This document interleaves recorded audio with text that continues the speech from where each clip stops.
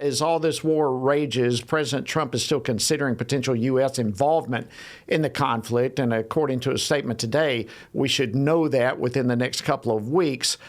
So what might he do? Where could all this potentially go? I want to bring on, if we can, Congressman Andy Biggs from the 5th Congressional District of Arizona. Welcome back to Washington Watch. Andy, good to have you. Good to be with you, Jody. Thanks for having me. All right, real quickly, what are your thoughts regarding President Trump's potential decision involving the U.S. and the Israel-Iran conflict? Well, let's just take a look at this. And Daniel, your previous guest, he got it right. Israel is handling this, and Israel has this under command and control. They've got the skies. They've wiped out about 60 to 75% of missile launch sites from Iran. They've basically cut off the head. And the people on the Iranian street, they're ready for regime change, which is what Israel is pursuing. President Trump actually doesn't need to do more than actually demand that, which he's done, that Iran surrender, give up its nuclear ambitions, and also provide support for Israel by way of, which we are doing. He's providing that support. I also think that his 60-day negotiation strategy was the right strategy. So right now, in my opinion, President Trump doesn't have to do more than just keep status quo for the United States, because Israel is, quite frankly, handling this horrible mess in the Middle East. Yeah, it's remarkable. Absolutely remarkable what Israel has been able to do, as Daniel shared just a moment ago, in such a short period of time. But what do you make in the backdrop of all of that with President Trump's decision to increase the presence of our own military assets in the region? I mean, we've got aircraft carriers headed there now, various fighter jets and so forth. What do you make of that? Well, for one thing, as you know, we have dotted around the Middle East. We have infrastructure. We've got facilities. And we also have personnel. And President Trump, from the very beginning of this, said, don't be touching our infrastructure and don't be touching our personnel. And I think that President Trump's taking a defensive posture, making sure that we have ample resources that should Iran decide to go rogue and go after the United States, while we're staying out of it. But if you attack our installations, our facilities, our personnel, then you're going to have a major problem on your hand. And I think this is demonstrative for that purpose. Real quickly, and Congressman Andy Biggs, I'd like for you, if you would, to hold over during the break. I'd love to bring you back. I got some more things I'd like to talk about. But what would need to happen, in your opinion, to convince President Trump to get directly involved in this conflict? What would have to happen for that to take place? I think you'd have to see something very deliberate on the part of Iran as an attack on our men, women, and our facilities. I think that would probably do it. I think that he's going to want to get congressional support, I think. But in any event, that's short of that. I think he's going to stay out and say basically what you and I have been talking about, is that Israel has the munitions, they have the training, they have incredible intelligence, as we've seen, both from this attack against Iran, plus the attack against the folks in Hamas. This is an amazing thing that Israel has done, and I think that President Trump is just saying we're gonna leverage that to protect the United States, and that's the key for me, Jody. I think that's what's going on. The only big question mark here is the bunker busters capable of getting to the Fordo nuclear site.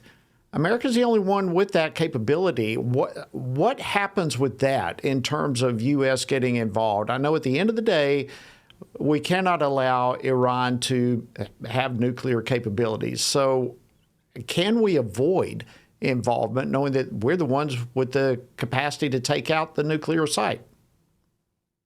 Yeah, here's the deal. That would constitute an immediate escalation and involvement of the United States.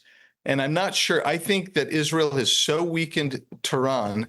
Tehran is actually trying to find mediators to contact us and Israel to try to get out of this situation. That's what I'm hearing. And, right now with all the rumors, is that true or not? But that's what we're hearing. I would guess that President Trump's reticent to get us involved any further in it because if you do that, now all of a sudden you trigger U.S. involvement, and does that trigger anybody else's involvement? And does that get to the heart of regime change? And if you go after regime change, does that look a lot like Afghanistan? Does it look a lot like Iraq? And does this get prolonged?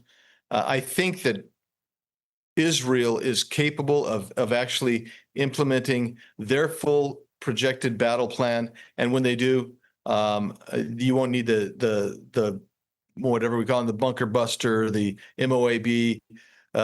You won't need that. You will have seen something remarkable happen from the small state of Israel. Amazing. Well, we will all find out within the next 2 weeks is what we're being told. So we'll see. I want to thank you for taking time on that. But if I can transition with you, Congressman Biggs, Republican members of the Committee on Oversight and Government Reform are now formally investigating the potential funding sources behind all these anti-ICE riots that we've been seeing in L.A. and elsewhere. And evidently, there is an individual that you guys are looking at, a billionaire who has ties potentially with the Chinese Communist Party. Let's go there. What do we know about this individual, and what started the investigation?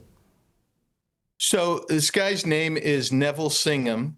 He's a billionaire. I think he's 71 years old. He was American born, but he and his wife reside in Shanghai. And it is reported that he is close to CCP officials. We also are made aware that he is basically funding a group called Socialism and Liberation. And there's a Socialism and Liberation group that was providing material for a lot of these ICE protesters, anti-ICE protesters. We're talking things like face masks and those types of things. And the question is, does he have ties with the CCP?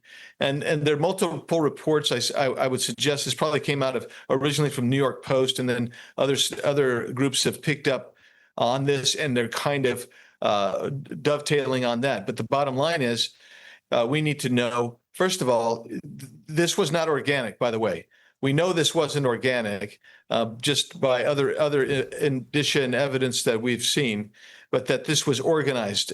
So how was it organized? Well, we've been told that it was organized by ostensibly by this group, SLI, along with some other Antifa type folks, and maybe some BLM in there as well. But this guy here seems to be the money bags behind it. At least that's the allegation. That's the report. And so Chairman Comer and Subcommittee Chairman Luna and Subcommittee Chairman Green, along with most Republican members of the Oversight Committee, of which you were a proud subcommittee chair at one point, Jody, have all joined and actually sent this guy a letter. We want answers to these questions, and we want him to make himself available for us to come in because we investigate. Incredible. Listen, hats off to you and everyone on Oversight for pursuing this. You know, all of us, I think America has sat back watching this knowing that somebody's been funding all this stuff. And by the way, the funding here that y'all are looking at, I'm assuming, is not just on the L.A. riots, but is this organization or this individual behind protests against anti-ICE type protests in other places across the country? I'm assuming. Do you know that yet? Yeah, it's been reported that this group has been involved with a lot of these protests. And, you know, the more violent ones are L.A. and Portland in particular. So the question is, are those stories accurate? And that's what you got to get to the bottom of. Because, Jody, these guys are engaged in criminality. And if you're funding them, guess what? You've committed a crime because you've aided and abetted. Do you have the capacity to subpoena him with him being in another country? You know, he does. He is an American citizen, so you know how it is. We'll try to get him, and we do have some leverage points without me disclosing those right now. But we do have some leverage points that we're going to try and use. And if we can actually hit that leverage spots where this guy comes over here, that's great. If not, there is an organization that we can work on tracking down. Great. Real quickly, we've only got less than 2 minutes, but more news on the Hill. What's the latest on the budget reconciliation bill making its way through the Senate? Yeah. So what I know is that Senator Mike Crapo has announced the bill. It looks like that a lot of the tax provisions are going to remain fairly similar, except for there's going to be more permanent extensions, not just a 10-year extension of the 2018 Job Cuts and Tax Cuts and Jobs Act. What you're also going to see, however, is some additional things with the tax plan that they've talked about. What we're kind of sad, what I'm sad about is we're not eliminating the IRA, which is the Green New Deal. But what is good news is the Senate pared back the state and local tax exemption for high tax states, so they would get some kind of special subsidy, some kind of special dispensation. Those have been pared down from $40,000 in the House bill back to where they are currently, which is $10,000. So there's good and bad, and there's ugly in this bill, Jody, but it's making its way through. Congressman Andy Biggs of Arizona, dear friend, great leader in Congress and in our country. Thank you for joining us on Washington Watch. Always great to see you.